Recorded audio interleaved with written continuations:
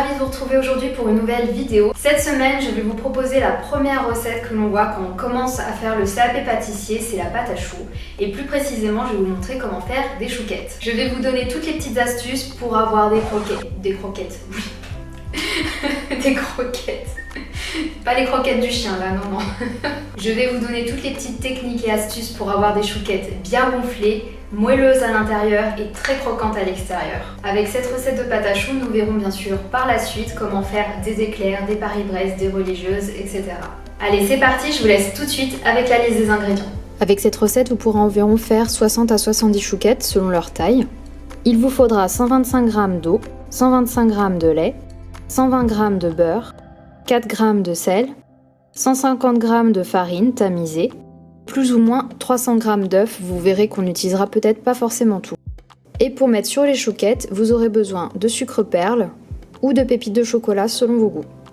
Alors, dans une casserole, on va porter à ébullition l'eau, le lait, le sel et le beurre. Vérifiez bien que tous les morceaux de beurre soient bien fondus. Quand le mélange est à ébullition, je verse en une fois la farine tamisée à l'intérieur. C'est important de faire cette étape hors du feu car sinon il y aura des boulettes de farine dans votre pâte à choux. En remuant avec une maryse, je viens former une pâte qu'on appelle la panade.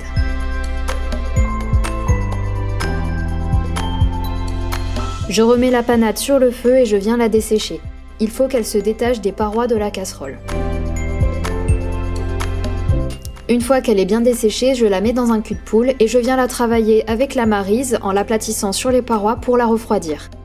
Vous pouvez bien sûr faire toute cette étape au batteur. Comme on a une petite quantité, je vous montre comment le faire à la main. C'est important de laisser la panade refroidir. Si on met les œufs tout de suite dessus, ils risquent de cuire. Une fois que la panade a suffisamment refroidi, on ajoute petit à petit les œufs et on mélange bien entre chaque ajout.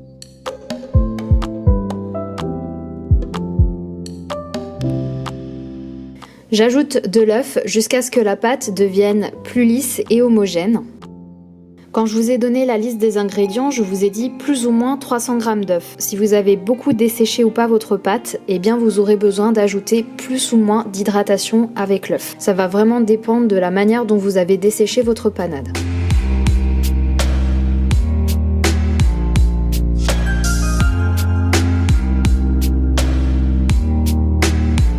Pour savoir si votre pâte à choux a la bonne texture, il faut déjà qu'elle soit homogène, lisse et brillante.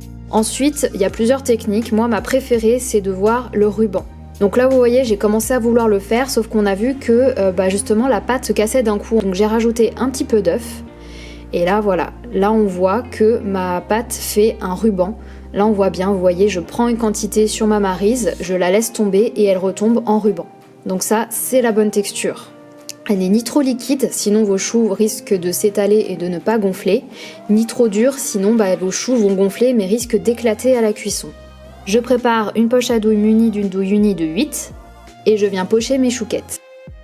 Pour pocher, je vais appuyer de manière continue sur la poche à douille pour délivrer un peu de pâte à choux, puis j'arrête d'appuyer et j'effectue un mouvement de rotation pour couper la pâte. Je dresse mes choux en ligne et en quinconce, un petit peu espacés pour ne pas qu'ils se touchent à la cuisson.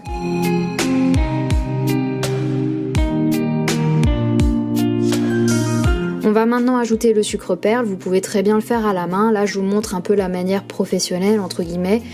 Ça peut être un petit peu périlleux au début si on n'a pas l'habitude, donc je vous conseille de le faire au-dessus d'un plan de travail assez large ou au-dessus de votre évier si vous voulez pas en mettre partout.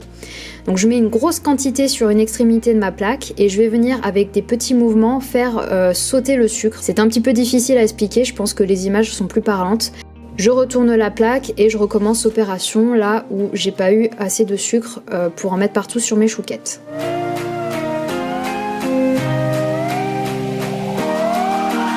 Je récupère l'excédent de sucre pour une prochaine fournée. Mes chouquettes sont totalement recouvertes de sucre. Pour la cuisson de la pâte à choux, il y a plusieurs méthodes avec différentes températures, différents temps de cuisson. Moi, je vais vous donner la plus simple, c'est 180 degrés pendant 20 à 25 minutes. Après, c'est à surveiller selon la puissance de votre four. Surtout, il est très important quand on fait cuire de la pâte à choux de ne jamais ouvrir la porte du four, au risque de faire totalement retomber vos chouquettes.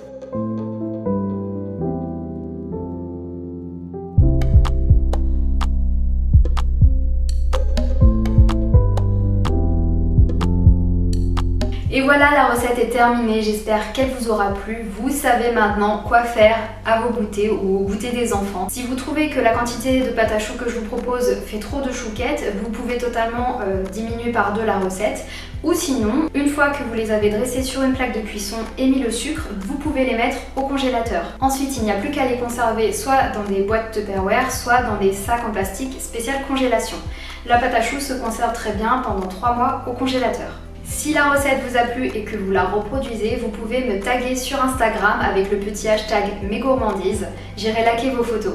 N'hésitez pas à me donner vos avis dans les commentaires sur cette recette et à me laisser des petits likes. Comme j'ai bien travaillé, je vais m'octroyer un petit café et surtout 1 ou 2 de ces petites merveilles, peut-être même un petit peu plus, parce que quand on commence à en manger, on s'arrête pas. C'est fatal.